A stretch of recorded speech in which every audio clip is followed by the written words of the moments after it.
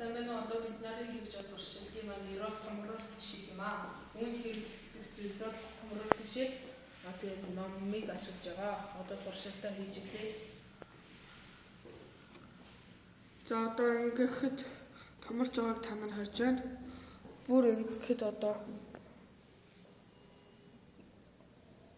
жоохон бүдэг болж харагдаж байгааг та нар харж байна.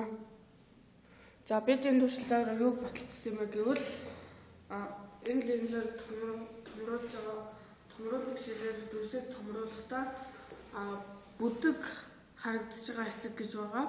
Мөн тод харагдаж байгаа хэсэг гэж байгаа. Энд болохоор тод харагдаж байгаа нь болохоор фокусын зайн тохирсон байгаа учраас тод харагдаж байна.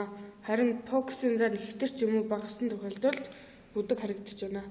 Анхаарал тавьсан баярлалаа.